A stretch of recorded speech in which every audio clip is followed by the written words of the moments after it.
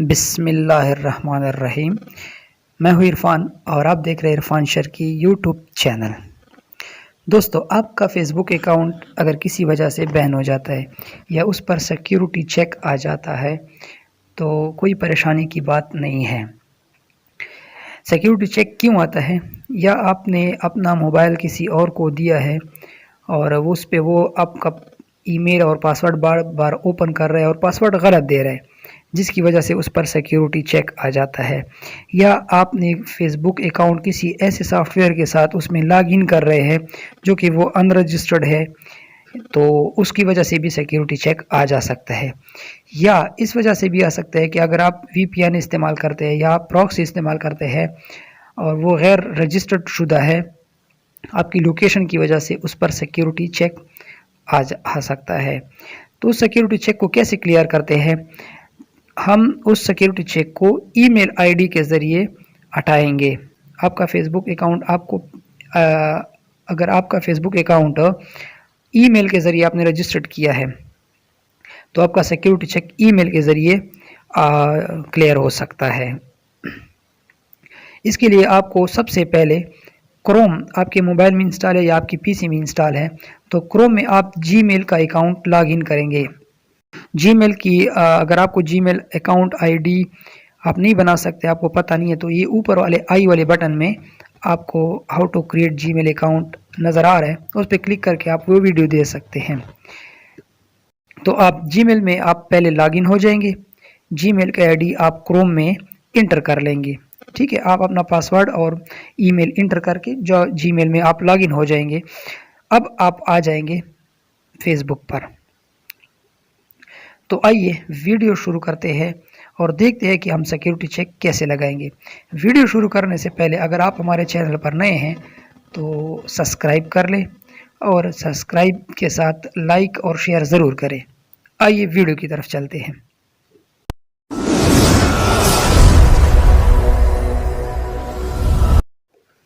तो दोस्तों, हम वीडियो की तरफ आ गए हैं और अब ये हम सबसे पहले क्रोम ओपन कर लेंगे और उसमें फेसबुक ओपन कर लेंगे।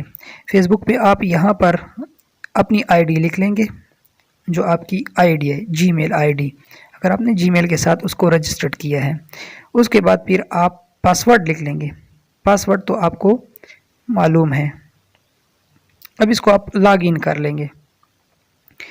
अब देखो ये इशू है, प्लीज़ कन्फर्म योर आइडेंटिटी।